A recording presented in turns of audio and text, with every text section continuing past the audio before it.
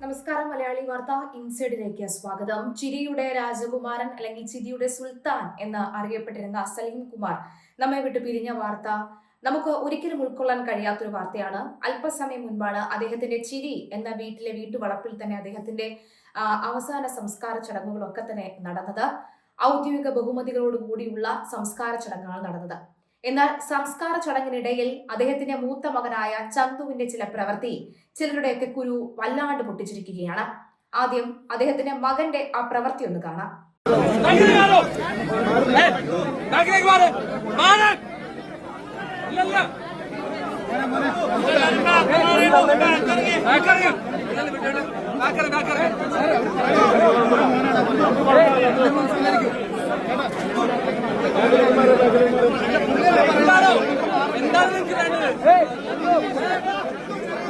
ഇതിന് വന്നിരിക്കുന്ന കമന്റുകളാണ് അതിഭയാനകം. അവന് വട്ടായി എന്നാ തോന്നുന്നേ. ഈ ചെറ്റയെ ചങ്ങലക്കിട്ട് കഞ്ചാവ് അടിച്ചു എന്ന് തോന്നുന്നുണ്ട്. അതുകൊണ്ട് തന്നെ ചങ്ങലക്കിടണം.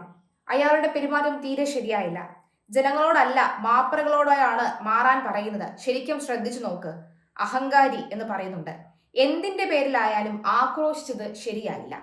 പല നാടുകളും വരുന്നത് മൃതദേഹത്തോടോ പരേതനോടോ ഉള്ള ആദരവ് കൊണ്ടല്ല, അവിടെ വരെ നടന്മാരെ കാണാനാണ്. അതിൽ കുത്തിക്കയറുന്ന വ്ലോഗുകളും മൊബൈൽ ഫോണുകളും. ആ മകൻ ചെയ്തതാണ് ശരി. ഇവൻ എന്താ ഭ്രാന്താണോ? ഈ പ്രവൃത്തി തികച്ചു മോശമായി പോയി. സ്വന്തം അച്ഛന്റെ അവസാന ചടങ്ങ് കാണാൻ വന്നവരാണ് ആരും ആയിക്കൊള്ളട്ടെ. ഈ സീന് അവന് ഒഴിവാക്കാമായിരുന്നു. കഞ്ചാവ് ആവും അല്ലേ? ശരിയായില്ല മോനെ. മാധ്യമങ്ങൾ അയാളല്ലാതെ ആക്കിയോ എന്ന ചോദ്യമുണ്ട്. ഇവന്മാരെ എന്നു പറയാൻ ഒരു മനുഷ്യന്റെ അന്ത്യകർമ്മത്തിന് തിക്കും തിരക്കും കൂട്ടുന്നു. കഞ്ചാവ് കുട്ടിയാണിവൻ. തന്തയുടെ മേൽവിലാസത്തിൽ മാത്രം എന്തോ ആയ മോൻ. തന്ത ചേതനയേറ്റ് കിടക്കുമ്പോഴും അവന് സ്റ്റാർ ആകണം. മാധ്യമപ്രവർത്തകരെ ആണെങ്കിൽ കൂടി നിയന്ത്രിക്കാൻ മറ്റാരുമില്ലേ? അപ്പൻ പോയി സിനിമയിൽ മകന്റെ ചീട്ടും കീറി. അഹങ്കാരി. ജീവിച്ചിരിക്കുമ്പോൾ അന്വേഷിക്കണം, മരിച്ചു കഴിഞ്ഞാൽ അവരുടെ അവസ്ഥ നോക്കാതെ ഒരു തിക്കും തിരക്കും. ആരെ കാണിക്കാൻ? അവർക്കറിയാമല്ലോ ജീവിച്ചിരിക്കുമ്പോൾ എത്ര പേർ വന്നിട്ടുണ്ടാവുമെന്ന്. ഒരു സമാധാനം കൊടുക്കാത്ത മനുഷ്യർ. കഷ്ടം. ഈ സീൻ തികച്ചും ഒഴിവാക്കാമായിരുന്നു. സലീം കുമാറിനെ സലീം കുമാർ ആക്കിയത് ഈ ജനങ്ങളാണ്. ഇങ്ങനെയൊന്നുമല്ല മോനെ. കുറച്ച് സ്വഭാവം നന്നാക്കണം. ഈ സാഹചര്യത്തിൽ ജനത്തെ നീയല്ല നിയന്ത്രിക്കേണ്ടത്. അവൻ ചെയ്തത് ഒരു തെറ്റുമില്ല. കുറെ എണ്ണം ക്യാമറയും പൊക്കിപ്പിടിച്ചു പോകും, അവരെ ബുദ്ധിമുട്ടിക്കാൻ വേണ്ടി മാത്രം. ഈ ഒരു ദിവസം മാത്രം ഉണ്ടാവുള്ളൂ ഈ ജനം. അതൊക്കെ അവന് മനസ്സിലാക്കി കൊടുക്കാൻ ആരുമില്ലേ അവിടെ? ഇതൊക്കെ സ്വാഭാവികമല്ലേ? ജനങ്ങൾ ഇഷ്ടപ്പെടുന്നവർ മരണപ്പെട്ടാൽ അവരെ ഒരു നോക്ക് കാണാൻ ജനങ്ങൾ തടിച്ചുകൂടും. ഈ കമന്റുകൾ കണ്ടാൽ അച്ഛന്റെ ചടങ്ങുകൾ ചെയ്ത് അച്ഛനെ യാത്ര അയക്കേണ്ടത് ഒരു മകന്റെ ഉത്തരവാദിത്വമല്ലേ? അതിനിടയിൽ ഫാൻസ് എന്ന് പറഞ്ഞു ചെന്നാൽ മാനസികമായി കൂടെ തകർന്നു നിൽക്കുന്ന ആ മകൻ പിന്നെ എങ്ങനെയാണ് റിയാക്ട് ചെയ്യേണ്ടത്? ഫാൻസ് ഒക്കെ നല്ലത് തന്നെ, പക്ഷെ ആ കുടുംബത്തിന്റെ സാഹചര്യം കൂടി മനസ്സിലാക്കണം. വേറെ ഒന്നുമല്ല പറഞ്ഞു വരുന്നത്, അദ്ദേഹത്തിന്റെ നമുക്കറിയാമല്ലോ, ഒരു സെലിബ്രിറ്റി മരണപ്പെടുമ്പോൾ അവിടേക്ക് എത്തുന്ന ക്യാമറകളാണ്. നമുക്ക് ആ ദൃശ്യങ്ങളിൽ കാണാം, വളരെ പുറകിലായിട്ട് അണിനിരന്ന് നിൽക്കുന്ന ക്യാമറകളുണ്ട്. അത് മാത്രമല്ലാതെ ഈ ബ്രേക്കിംഗ് ന്യൂസിന് വേണ്ടി എത്തിയിരിക്കുന്ന കുറെ ക്യാമറകളുണ്ട്. ഒപ്പം അതുപോലെ തന്നെ കുറെ ജനങ്ങളുമുണ്ട്. അപ്പോൾ അവരോടാണ് ഇവ ഇങ്ങനെ ചന്തു എന്ന നടൻ ആക്രോശിച്ച് പറയുന്നത്. മാത്രമല്ല അവരുടെ ഒരു മാനസികാവസ്ഥ കൂടി നമ്മൾ മനസ്സിലാക്കേണ്ടതുണ്ട്. അച്ഛൻ പോയ അത് വളരെ പെട്ടെന്നാണ് അദ്ദേഹത്തിന്റെ മരണം സംഭവിച്ചിരിക്കുന്നത്. ആ ഒരു മാനസികാവസ്ഥയിൽ, വല്ലാത്തൊരു മാനസികാവസ്ഥയിൽ നിൽക്കുമ്പോൾ അദ്ദേഹം എന്തെന്നില്ലാതെ ഒന്ന് പൊട്ടിത്തെറിച്ചു പോവുകയാണ് ചെയ്യുന്നത്. നമുക്കറിയാം, ഏറ്റവും ഒടുവിലായിട്ട് നടൻ ശ്രീനിവാസൻ അദ്ദേഹം മരിച്ച ഒരു സമയത്തും ഇത് തന്നെയായിരുന്നു അവസ്ഥ. അവിടേക്ക് എത്തുന്ന ആളുകൾ, ജനക്കൂട്ടം അവിടേക്ക് എത്തുന്നു, വല്ലാതെ ഒരു തടിച്ചുകൂടുന്ന ഒരു അവസ്ഥ ഉണ്ടാകുന്നു. എന്തായാലും ചന്തു ചെയ്ത തെറ്റാണ് എന്ന് മനസ്സിലാക്കിക്കൊണ്ട് ചന്തുവിനെ മാറ്റാൻ ശ്രമിക്കുന്ന ഒരുപാട് ആളുകളുണ്ട്. എന്തായാലും ചന്തുവിനെ ഇപ്പോൾ കുറ്റപ്പെടുത്തുന്ന അനവധി ആളുകൾ ഉണ്ട് എന്നാണ് നമുക്ക് വ്യക്തമാകുന്നത്. എന്തായാലും മലയാളികളെ പതിറ്റാണ്ടുകളോളം ചിരിപ്പിക്കുകയും ചിന്തിപ്പിക്കുകയും ചെയ്ത പ്രിയ നടൻ സലീം കുമാറിന് അന്ത്യാഞ്ജലി അർപ്പിച്ചു കേരളം. അദ്ദേഹത്തെ അവസാനമായി ഒരു നോക്ക് കാണാൻ പതിനായിരങ്ങളാണ് എറണാകുളം പറവൂർ ടൗൺ ഹാളിലേക്ക് ഒഴുകിയെത്തിയത്. ചലച്ചിത്ര രാഷ്ട്രീയ രംഗത്തെ പ്രമുഖരും സാധാരണക്കാരും അടക്കം വൻ ജനാവലി തന്നെയാണ് പ്രിയ താരത്തിന് അന്ത്യാഞ്ജലി അർപ്പിക്കാനായി എത്തിയത്. രാവിലെ 8 മണിയോടുകൂടി കൊച്ചി അമൃത ആശുപത്രിയിൽ നിന്നും വിലാപയാത്രയായാണ് ഭൗതിക ശരീരം പറവൂർ ടൗൺ ഹാളിൽ പൊതുദർശനത്തിനായി എത്തിച്ചത്. സലീം കുമാറിന്റെ കുടുംബാംഗങ്ങളും അടുത്ത സുഹൃത്തുക്കളും ഈ സമയം സന്നിധരായിരുന്നു. ഉച്ചയ്ക്ക് 2 മണി വരെ നീണ്ടുനിന്ന പൊതുദർശനത്തിന് ശേഷം ഭൗതിക ശരീരം ആംബുലൻസിലേക്ക് മാറ്റി. അടിയുറച്ച കോൺഗ്രസ് അനുഭാവിയായിരുന്ന സലീം കുമാറിന്റെ അന്ത്യാഭിലാഷ പ്രകാരം പാർട്ടി പതാക പുതപ്പിച്ചാണ് അദ്ദേഹത്തിന്റെ മൃതദേഹം ആംബുലൻസിലേക്ക് കയറ്റിയത്. തുടർന്ന് മൃതദേഹം പറവൂരിലെ വീട്ടിലെത്തിച്ചു. വൈകിട്ട് 3:30 വീട്ടുവളപ്പിൽ സംസ്കാര ചടങ്ങുകൾ ആരംഭിച്ചു. പൂർണ്ണ ഔദ്യോഗിക ബഹുമതികളോടുകൂടിയായിരുന്നു കേരളം തങ്ങളുടെ പ്രിയ കലാകാരനെ യാത്രയാക്കിയത്. തന്റെ മരണാനന്തര ചടങ്ങുകളിൽ യാതൊരുവിധ മതപരമായ ചടങ്ങുകളും പാടില്ലെന്ന സലീം കുമാറിന്റെ അന്ത്യാഭിലാഷം മാനിച്ചായിരുന്നു സംസ്കാര ചടങ്ങുകളെല്ലാം നടന്നത്.